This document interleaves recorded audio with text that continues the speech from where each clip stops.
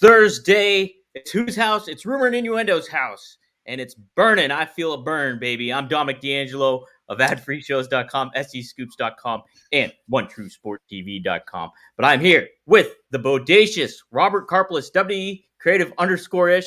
Robert, man, I feel the heat. I feel the heat today. Look, we're just a couple of talking heads, and they're burning down the house. Yes. Yeah. Welcome to Rumor and Innuendo. Hell of a show. We'll say hi to some of the folks live as we are back live at noon Eastern. Mike Malaro with this episode of Rumor and Innuendo is going to be fire. Wrestling Old Head, good after morning, R&I. Looking forward to an explosive show. Robert and Dom, you two get on like a house of fire. So much so that I find myself chanting, "This is arson." Dre Owens through Hellfire and Brimstone. It's Rumor and Innuendo. And Johnny Disco, good morning, R&I. Hey. Simple, to the point. And also Andy. Hi. Hi, Andy. Hi, everybody. Hi, Dr. Nick. Damn you, Dom. Yes. Damn it, Dom. We're here to talk the go-home show for All Out, which is crazy. We've also got some legal stuff to talk about a little later, some real estate news to talk about later, all wrestling related somehow, some way, some form or fashion. But Dom, the mustache is it's looking a little Hangman Pagey right now. You know what? When I started thinking about having this look, I was kind of thinking about Hangman. So, and hey, you know what? I have a couple Zippo lighters around my apartment, so everybody be careful. You best watch out. But we watched out for Dynamite last night, the Dynamite, and kicked off from Milwaukee, Wisconsin, home of Happy Days. And somebody who wasn't happy was Danny Garcia. He came out and was ready to go against MJF, but MJF was sitting high above, looking down from his ivory tower, sipping wine, and condescended to Danny Garcia before he attacked him and bloodied him up. Quite the exchange we had happen. Acne was mentioned. Hair transplants were mentioned. Fake tans were mentioned. Robert, did this captivate you and get you ready for MJF versus Danny Garcia at All Out? God, no. This was a disaster. This was so. When we talked about last week's segment with Danny Garcia and MJF, and we talked a little bit on the preview yesterday, I said that they said all of the words. They said all of the words any human being could ever possibly say. Max was mad about Danny Garcia, interfering and butting into his situation with Will Ospreay. Danny Garcia was mad about Max almost paralyzing him for life in front of his mom, wheeled out on a stretcher by EMTs. Max was mad that Garcia pawned his ring, his Dynamite diamond ring in Buffalo, and by God, we got some physicality last week. This week, same second verse, same as the first. From this very musical themed episode of Rumor and Innuendo, Max eviscerated Danny Garcia pretty early on by pointing out that he looks like an emaciated skinhead. And this is the same problem that they ran into with Adam Cole, where when you point out that the guy looks small and scrawny and frail, why am I going to take you seriously? And then Danny Garcia talked. And you cannot let Danny Garcia talk. His new character needs to be a guy whose vocal cords were shattered, like when Ricky Steamboat's vocal cords were taken out by Savage. That's what we need. Give him the Shibata gimmick where he just lets a phone talk on his behalf. This is a guy going into a blood feud. MJF almost ended his career. He humiliated him. He broke him in front of his family. So, of course, what you're going to do is make fun of his hair transplants and his acne. What? Yeah. Little bit. It seemed juvenile, and also, and when you're pointing out physical attributes, or of one or the other, it does not. I don't know. That doesn't necessarily sell tickets, and I think you hit the nail on the head when it's like you call somebody an emaciated person and all that stuff, and then emaciated skinhead. Let's not call him a real person. It's a skinhead. All due respect to your haircut. You do that because you like the way it feels under a baseball cap. That's it. That's What's it. also weird is, and they have to stop doing this, is Danny Garcia said, you don't care about AEW, you don't want to be here. Oh my gosh, yeah. We've now told this same story with Max more than once. We've told the story with Mercedes Moné. And what that signals to me as a member of the audience, it's not that you don't want to be here because you don't care about AEW. It's because you want to be in WWE because that's the better company. That's the bigger company. That's the company that has all the momentum. And in a lot of ways, you're like, yeah, that totally makes sense. If you are playing in the CFL, Hmm. the old XFL or the UFL, and someone's like, you don't want to be here, you want to be here, and you want to be in the NFL. Well, yeah, obviously. How is that an insult? Like, just don't mention it. Don't talk about that.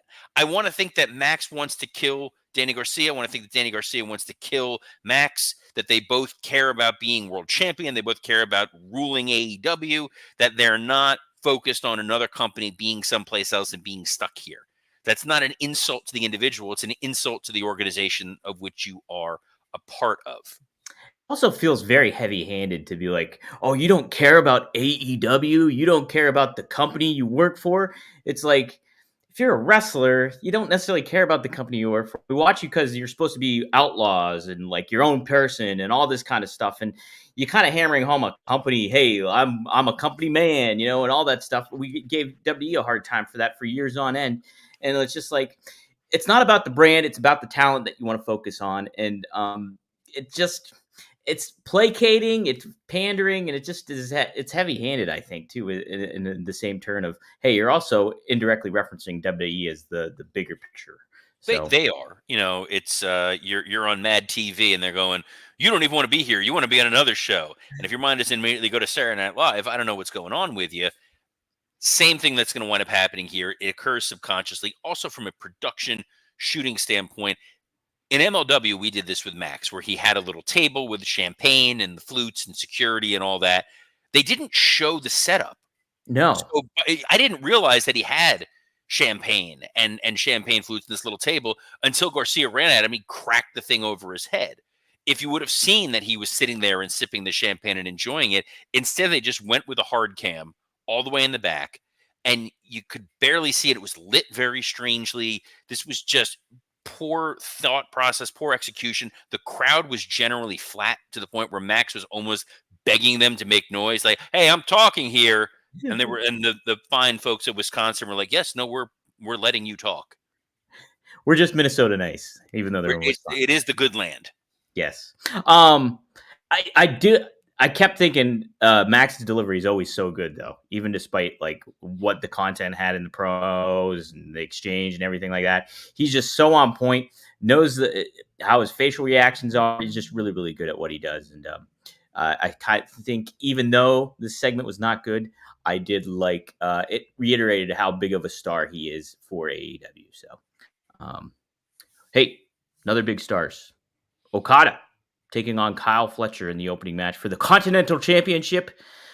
Okada retains, The defeats Kyle. prestigious, The the prestigious prestigious. Continental Championship where they're having a four-way for it or something's going on and people are involved, but it still seems weird. Match was good. I thought Fletcher did not look bad in losing, despite my apprehension to it, I guess. But I thought the match was good, and I just want to see Okada do more, and I want to see him be in a bigger picture. I guess with that. Same with Fletcher too, eventually. But what do you think of this match, Robert?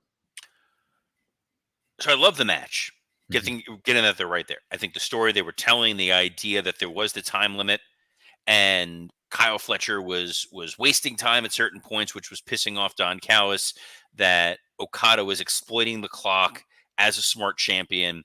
Love it. Sold American style all day, every day. What was confusing to me is, again, I'm playing by the rules of AEW. Maybe this is just the lawyer in me. When I'm told there are rules and I'm told there's a structure, and Kyle Fletcher lost to MJF, Kyle Fletcher lost to Ricochet, and now he's just getting a shot at the Continental title. And during this match, they're hyping qualifying matches for people to get a shot at a four-way at the pay-per-view. I'm going, these guys are going to kill themselves for an opportunity that was literally just handed to Kyle Fletcher because I think he won a match on Collision. I think Is he that beat what happened? Ishii. I think he beat Ishii on Collision. Chaplin mentioned that at some point in time, maybe. But regardless, don't make me think about these things during the match. Yeah. I get that we have to care about Collision this week. I get that because the pay-per-view is on Saturday, despite Bryan Danielson pulling a Dominic D'Angelo and being like, on Sunday, this is going to happen. That means that Collision is head-to-head with SmackDown, which means, oh, we have to care about this show now. Let's promote the hell out of it. And they are. They did a beautiful job of promoting Collision. This four-way match at the pay-per-view is intriguing. The post-match with Takeshita making the save for Kyle Fletcher was definitely intriguing. This means that Don Callis now manages 2 over baby faces. Let's not think too much about that. Match was great. Made Okada look wonderful. Excited to see where they're going to go with this going forward. Now I want to see Okada versus Takeshita, and Kyle Fletcher's continuing to prove that when they put him in there, dude really over delivers. He absolutely does, and I think it's some promising aspects in the opening match, and how they're positioning Fletcher, I think is still ultimately good, and good to see Takeshita back as And well. and look, Kyle Fletcher made Ricochet look so good last week that Ricochet not even on the show Oh this my week. God, you're right. Let's sign a big huge star and then just not use him. What happened there? I mean, just a brilliant idea. Love it. Let's not put him on the pay-per-view, maybe. Let's not put him on the pay-per-view. Let's not put him on the Dynamite. Let's not hype him being on Collision. Let's just ignore him entirely. It's like a guy in high school trying to like neg a pretty girl. It's Hey, very weird. Speaking of, if that was a speaking of, I'd be terrified. But high school, childhood, we learned a little bit more about Swerve Strickland's childhood and what was a really interesting video package, Dom. yes, he happened to buy his childhood home, and Prince Nana was there to see it. He admired a tree that he used to climb and all that stuff, and yeah, kind of like a nice little segment if you didn't know what was to come moving forward. So when you used to see a cake on wrestling All right, or a trophy, you knew that thing ain't gonna last. But in Tony Khan world, where money is no object, when you see a house, they're burning that son of a bitch to the ground. Yeah, that's it. Robert, I immediately thought of that too, like a cake analogy. I was like, this is the AEW cake is our houses. And yes, we got this is the parallel to Drew and Punk. Mm-hmm. And Drew and Punk got a lot of mileage out of a 50-cent friendship bracelet. These guys got a lot of mileage out of a house. Mm-hmm. Remember the first In Your House where Todd Pettengill, they gave away a house? Yes. That was this house. That was that house? It was not that house. I want to believe that. I love the video package. They made it feel real with the pictures of him as a kid and talking about his hard scrabble life as a young man. Like, I thought that was a wonderful setup. And then it led to a main event anywhere in the country. Robin Renegade and Jamie Hayter. Absolutely. Man, my goodness. If I had hair, that would have been blown back. It was that good. Well, Jamie Hayter has hair and she looks like Farrah Fawcett. I tell you what, yeah, she's got a great look. Got a great look and gets the definitive win. Certainly, individual you want to build the women's division around, I think. It's great to have her back in the mix when you think about all the possibilities of who she can contend with. But Robin Renegade has been on AEW a couple of times, but not in a prominent light, and she gets squashed in this bout. So there you have it, Robert. That's a shame. Appropriately, you yawned at that point, too. Hey, were you yawning during the Roddy Strong and Hook segment backstage where Roddy wants the title shot, Hook's willing to give it to him, but Roddy wants it on his own time? Hook needs to not talk ever again. I watched a little bit of you in your Sherlock Holmes play. Yeah. Hook comes across like a kid doing high school production of Newsies every time he talks. Is that a minor critique of my performance? No, I'm just pointing out community theater. Like you're getting a different degree of acting than you would on a Broadway show. The thing that Tony Khan did the best with Hook, much like Paul Heyman did with his dad Taz, was a lot of less is more. Hook would just go out beat a dude up, not say anything, or say one word, and then we move on.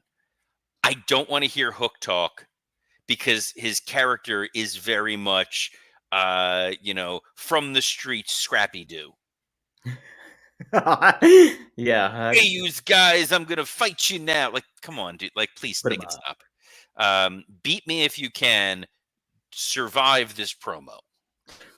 Oh my god. But don't worry, we got to the big, bright, shining ball of charisma that is Marina Shafir. Just laying waste to what are they? Female security guards? Is that what There were a he was bunch of doing? male security guards, which okay.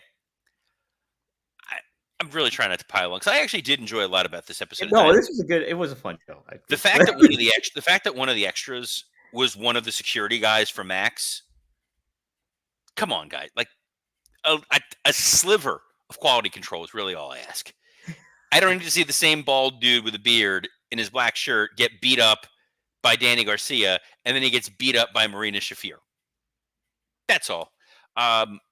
Moxley comes out, gives an attaboy to Jack Perry.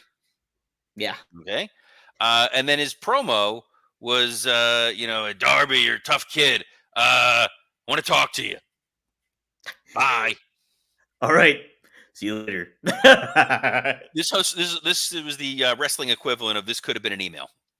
Yeah, basically.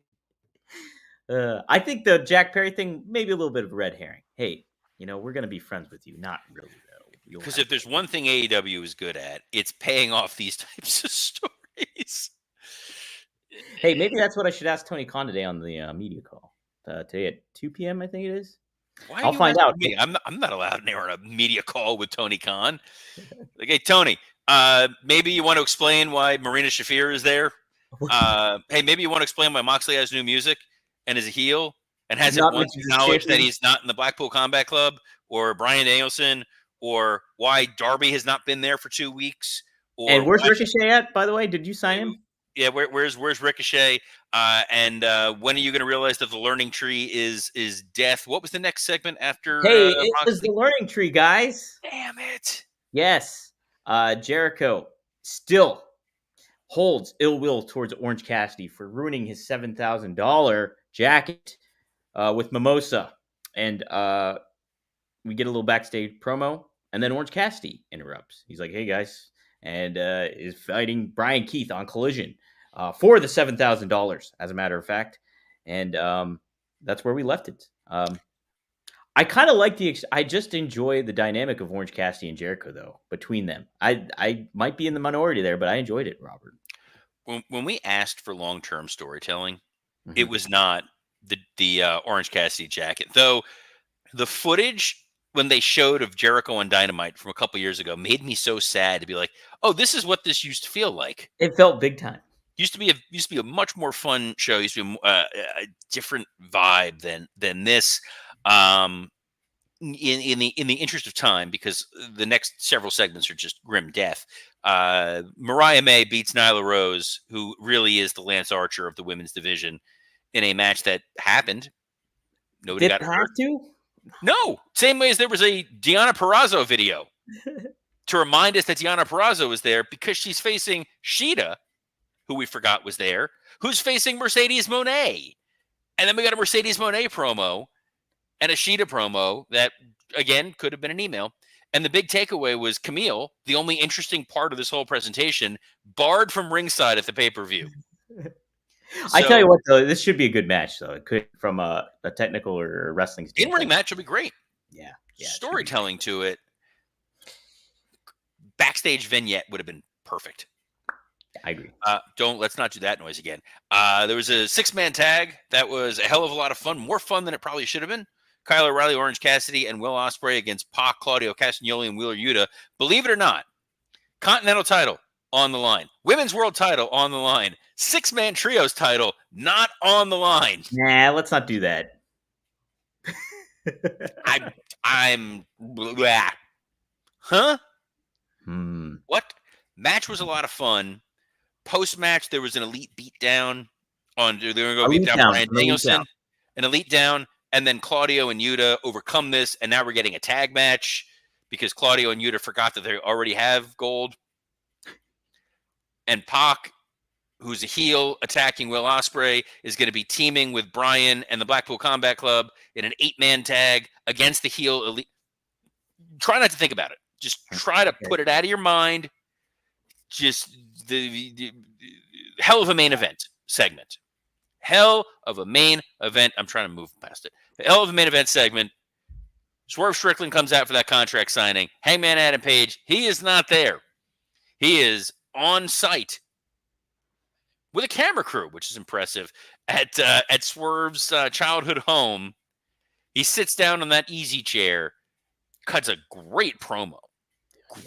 Killer promo from Hangman Adam Page. Yes. And then blows up his house, which makes me think that this house would not have passed inspection, would not have passed code, because houses do not blow up that easily. But what a hell of a visual. These two folks are gonna go at it on Saturday, Dom. Are you now more excited for this match? Yeah, I am. I thought they hit all the right notes with this stuff for the most part. Now, you mentioned them showing Swerve's house before earlier in the show and stuff like that. It kind of I felt a disconnect on it because Swerve has kind of been very heelish, and here we get this kind of sentimental, heartwarming segment with him later on. Like, okay, well, how do I feel about Swerve? And then we get Hangman showing up in his house and lighting that mother on fire. And you consider all the stuff, and even Hangman mentioned it. Hey, you watched me carry my pregnant wife to the hospital. I am burning down your house. I'm not for arson, but kind of felt a little justified, right? I don't know. It made sense to me. And I'm glad both guys hate each other because I do want to watch the match. It speaks to you, Dom, that this made sense to you. That, yeah, this is justifiable arson. It kind of felt justifiable. Look, I think it's a good reason for people to tune in on Saturday. I will not be watching live on Saturday. Full disclosure, it is the Gators play at 7:00. So while people are wondering, hey, who's going to murder each other in the cage? Is it going to be Hangman or is it going to be Swerve? I'm going to be wondering, is my quarterback going to throw for more than 300 yards? Is my quarterback going to throw more than 300 yards? Is my receiver gonna pull in a touchdown? If you guys check out DraftKings Pick 6, the newest way to compete against others and play fantasy football to win cash with DraftKings, you can answer these questions and more. And when you're right, you'll win cash. You pick a player and choose if they'll have more or less of a stat, like yards, touchdowns, catches, etc. Download the new DraftKings Pick 6 app and use code RUMOR. That's code RUMOR for new customers to play $5 and get $50 in Pick 6 credits guaranteed. Plus, you get 1 month of NFL Plus Premium on us. It's on Dominic D'Angelo. Thank him personally. The offer expires September 19th only on DraftKings Pick 6. The crown is yours.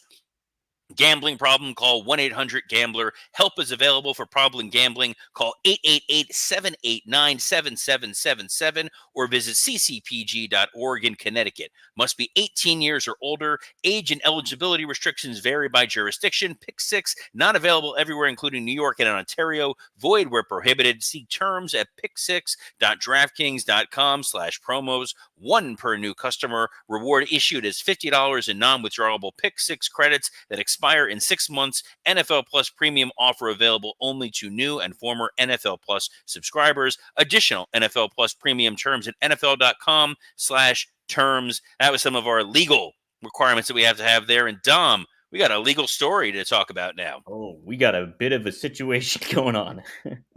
A lawsuit has been filed against AEW courtesy of Jim Cornette's attorney, Stephen P. New, but not in defense of Jim Cornette, in defense of Kevin Kelly and the Tate twins, also known as the Boys. So the suit filed on August 30th in the Philadelphia County, Pennsylvania Court of Common Pleas by the plaintiffs' attorneys Stephen P. New and Benjamin Baer says they are looking to void the arbitration clause of their AEW talent contracts. They also asked the court to certify a class action lawsuit against the wrestling organization by stating AEW is misclassifying the wrestlers as independent contractors instead of employees.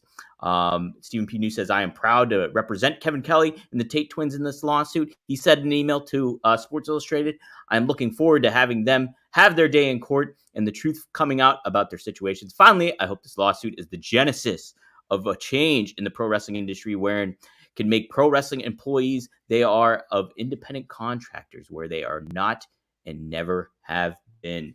Robert, Jim Ross said on his podcast the lawsuit seems frivolous. Kevin Kelly responded on social media. He does not think it's frivolous at all, and he is looking forward to his day in court. Is this frivolous? Robert, you're an attorney.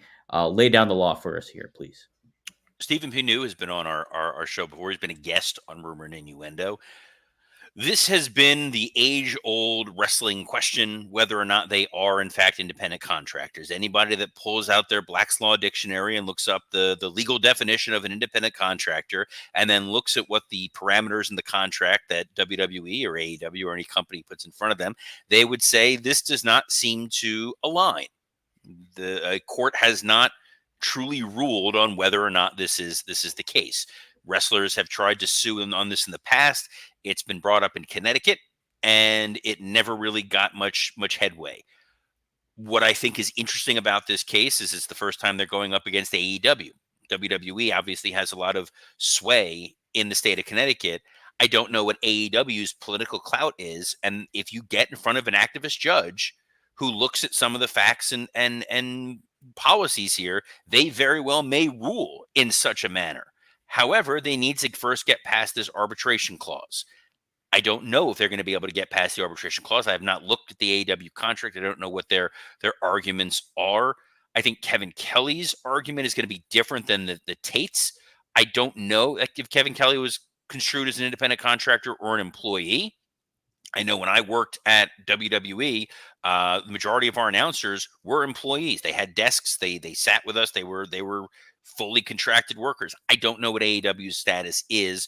What's interesting is I think WWE is going to be watching this very quickly, and this will be one of those instances where they are going to be rooting for AEW and may potentially behind the scenes providing some information to help AEW combat this lawsuit. Because the last thing that they want is for judges to make this ruling, and then this will have a ripple effect in Titan Tower.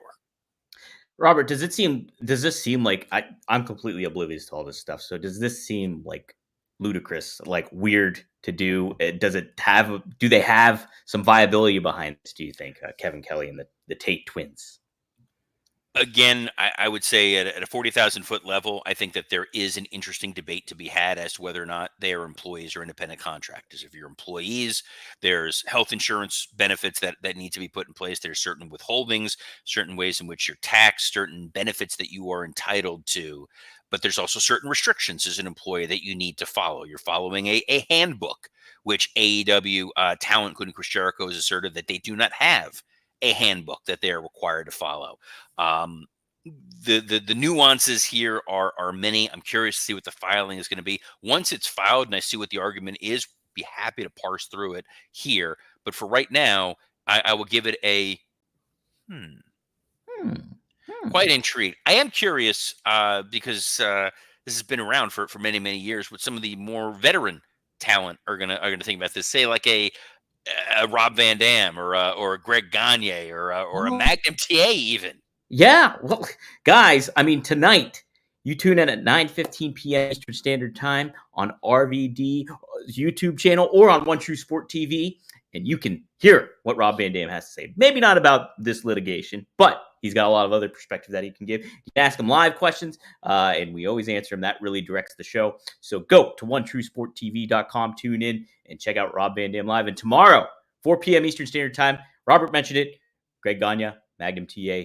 We're going to do some live discussion there as well. So Magnum has been keeping his eyes on the AEW product, so we'll get maybe some perspective on that too coming up. So tune in at fourhorsemannetwork.com or OneTrueSportTV.com for that as well. Robert, you and Scotty just recorded Working Stiff.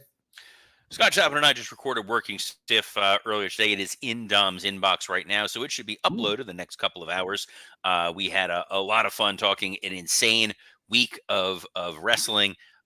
It was, and for some reason, Eminem at one point. It was a good episode. It was a lot of fun. And what time is your Rob Van Dam thing tonight? 9:15. 9:15. Here's what I'm asking for all you fine folks tuning in live right now. Make sure you tune in live to that show and make sure that you encourage Dominic D'Angelo during that show to plug the show that he co-hosts, Rumor and Innuendo. Right there, guys. Report back and let me know. I want to see the chats flooded with people being like, hey, what's going on with Rumor and Innuendo? And then Rob being like, huh? What? And then you being like, oh, I told you about it before. And then him being like, huh? And then that's the whole episode.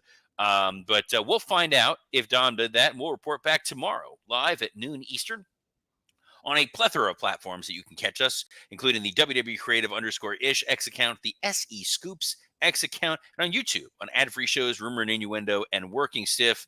So on behalf of the plugging machine, Dominic D'Angelo, I'm Robert Karpoulos. Best of luck in your future endeavors. Burn, baby.